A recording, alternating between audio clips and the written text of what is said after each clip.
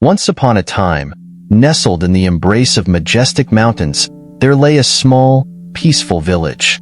The air there was crisp, the streams crystal clear, and the mornings greeted the villagers with a golden glow.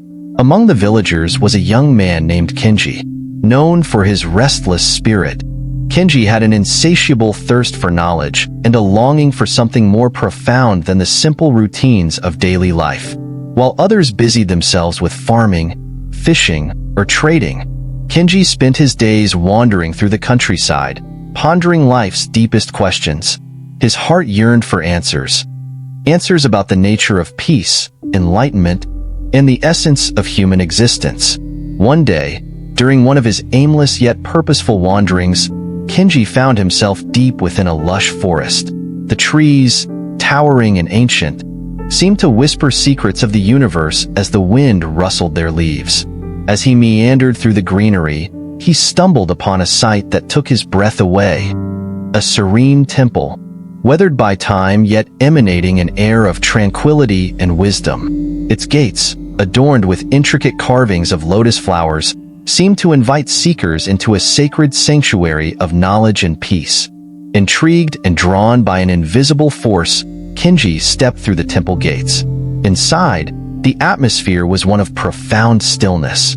The only sounds were the soft chirping of birds and the occasional rustle of leaves. Sitting cross-legged in the courtyard was an elderly monk named Master Haruki.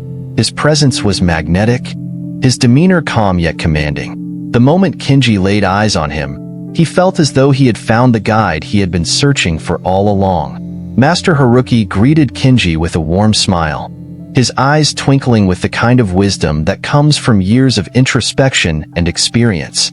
Kenji, without hesitation, approached the monk and knelt before him. "Master," he began, his voice trembling with a mix of excitement and reverence, "I have been searching for answers. I want to find peace and enlightenment. Can you guide me on this journey?" The monk regarded Kenji with a gentle nod. "Indeed, young one," he replied, his voice as soothing as the forest breeze. "I can guide you, but the path to enlightenment is not an easy one. It requires discipline, self-reflection, and a willingness to let go of certain habits that hinder your growth." Kenji's curiosity was piqued. "Master," he asked eagerly, "what are these habits that I must leave behind?" Master Haruki closed his eyes briefly, as though drawing wisdom from the depths of his being. When he spoke, his words were deliberate and profound. "There are 6 habits," he said, "that you must release to find true peace and to gain the respect of others. These habits are like heavy burdens, weighing down your spirit and keeping you from reaching your full potential." Kenji leaned in closer, his heart racing with anticipation. He was ready to absorb the wisdom that would transform his life. Master Haruki began with the first habit, judgment. "When you judge others," he said, "you see them through the narrow lens of your own perspective. This creates barriers between you and the world, chains of prejudice that bind your heart. By letting go of judgment, you free yourself to see the inherent goodness in every being and open your heart to compassion." Kenji reflected deeply on these words. He thought of how often he had formed opinions about others without truly understanding their struggles or stories. He realized that releasing judgment would not only help him connect with others, but also bring him closer to his own humanity. The monk continued with the second habit, attachment. "Attachment," he explained, "leads to suffering. When you cling to things, people, or outcomes, you create a sense of lack within yourself. Letting go of attachment allows you to embrace the present moment and find contentment within." Kenji nodded, the monk's words resonating deeply. He recalled the times he had held on too tightly to relationships or possessions, only to feel the sting of loss when they changed or disappeared. He resolved to cultivate a sense of detachment, not as a form of indifference, but as a way to appreciate life's fleeting beauty without fear. Next came the third habit, anger. "Anger," Master Haruki said, "is like a fire that burns within, consuming your inner peace. When you let go of anger, you create space for forgiveness, understanding, and love." Kenji thought of the moments when his anger had clouded his judgment, leading to regrettable actions and words. He recognized the importance of replacing anger with compassion and forgiveness, both for himself and for others. The fourth habit was the ego. The ego, the monk explained, is a false sense of self that seeks validation and recognition from others. It traps you in a cycle of comparison and pride. By transcending the ego, you discover humility and authenticity, which earn the genuine respect of those around you. Kenji felt a pang of recognition. He had often sought approval, craving acknowledgement for his achievements, but this pursuit had left him feeling hollow and disconnected. He longed to shed the layers of his ego and uncover his true self. The fifth habit was worry. Worrying about the future or dwelling on the past, Master Haruki said, robs you of the present moment. By surrendering to the flow of life and trusting in the universe, you will find peace and joy in the here and now. Kenji's mind drifted to the countless hours he had spent consumed by anxieties about things beyond his control. He vowed to embrace mindfulness, to live fully in the present and let go of his fears. Finally, the sixth habit, ignorance. Ignorance, the monk concluded, is the root cause of suffering. By seeking knowledge, expanding your understanding and questioning your beliefs, you open yourself to enlightenment. Let go of ignorance, and wisdom will fill the void. Kenji felt a surge of inspiration. He realized that the path to enlightenment was not about reaching a distant destination, but about transforming each moment into an opportunity for growth and understanding. With a heart full of gratitude, Kenji thanked Master Haruki for his guidance. He knew that the journey ahead would not be easy, but he was determined to leave behind these 6 habits and replace them with compassion, detachment, forgiveness, humility, mindfulness, and wisdom. As the sun set over the forest, casting a warm golden glow over the temple, Kenji sat in quiet reflection. He was no longer the restless wanderer who had entered the temple that morning. He was a seeker, armed with the tools to transform his life. The journey was just beginning, and with each step, he felt himself moving closer to the peace and enlightenment he had always yearned for. If these teachings resonate with you, consider subscribing to Buddhism in Modern Life. Together, we can explore how ancient wisdom can illuminate our modern journeys, helping us find clarity, peace, and purpose in the midst of life's complexities. Let's walk this path hand in hand, discovering the transformative power of mindfulness and compassion. Kenji's journey, though only just beginning, had already stirred profound changes within him. As he left the temple that evening, the wisdom of Master Haruki echoed in his heart. He felt lighter, as if the burdens of judgment, attachment, anger, ego, worry, and ignorance had already begun to loosen their grip. Yet, he also understood that true transformation would require consistent effort and deep introspection. Each step he took down the forest path seemed to carry him closer to a new understanding of himself and the world around him. In the weeks that followed, Kenji dedicated himself to the teachings of the 6 habits. He started with judgment, the habit that Master Haruki had described as the first chain to be broken. Kenji quickly realized how often he viewed others through the narrow lens of his own assumptions. Whether it was the village merchant haggling for a few extra coins, or the neighbor's child crying over a broken toy, Kenji's mind was quick to form opinions. He began practicing a new way of seeing, one rooted in compassion rather than judgment. One morning, while tending to his garden, Kenji noticed a man struggling to repair a broken cartwheel. In the past, Kenji might have dismissed the man as clumsy or inattentive, but this time, he paused. He approached the man and offered his assistance, asking about the cause of the damage. As they worked together, the man shared a story of hardship, a long journey undertaken to bring medicine to his ailing mother. Kenji was humbled by the man's determination and realized how little he had truly known about others before passing judgment. This simple act of compassion planted a seed of understanding that would continue to grow. As Kenji worked to release judgment, he also turned his attention to attachment. He reflected on the relationships and possessions he had clung to, fearing their loss. One such attachment was his father's old fishing rod, a cherished memento of their time together. Kenji realized that while the rod held sentimental value, it was the memories and lessons from his father that truly mattered. With a deep breath, He decided to gift the rod to a young boy in the village who dreamed of becoming a fisherman. The boy's joy was infectious, and Kenji felt an unexpected sense of freedom. By letting go, he had made room for something new, a connection rooted not in possession but in generosity. The habit of anger proved to be one of the most challenging for Kenji. There were moments when frustration threatened to boil over, particularly when confronted with the stubbornness or rudeness of others. But each time anger arose, Kenji recalled Master Haruki's words. Anger is like a fire that burns within, consuming your inner peace.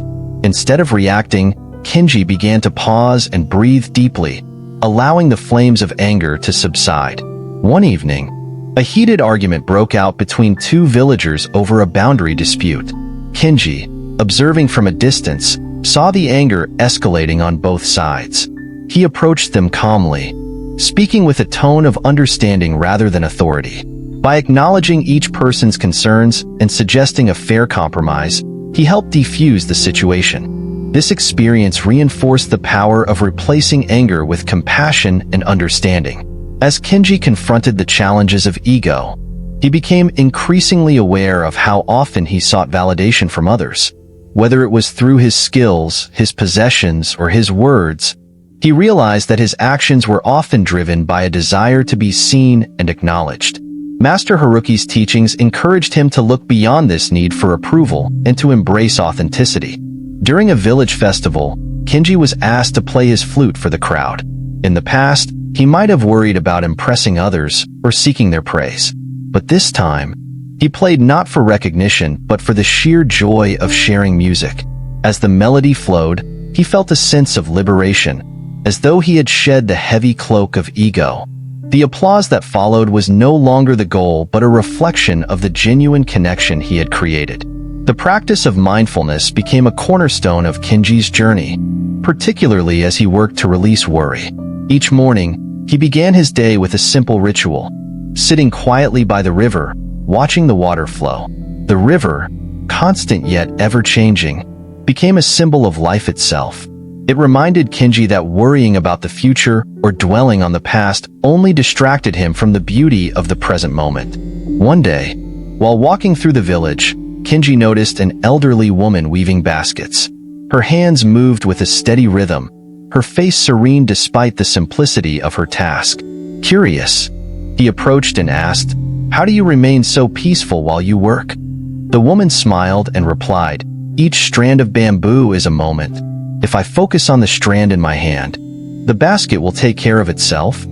Her words struck a chord with Kenji, who began to see each moment of his own life as a strand to be cherished and woven with care.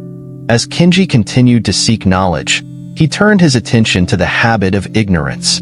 He realized that ignorance was not merely a lack of information but a resistance to understanding.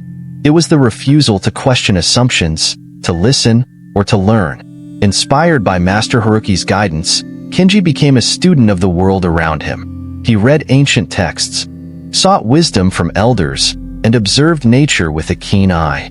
One evening, as he watched the stars, Kenji was struck by their vastness and mystery.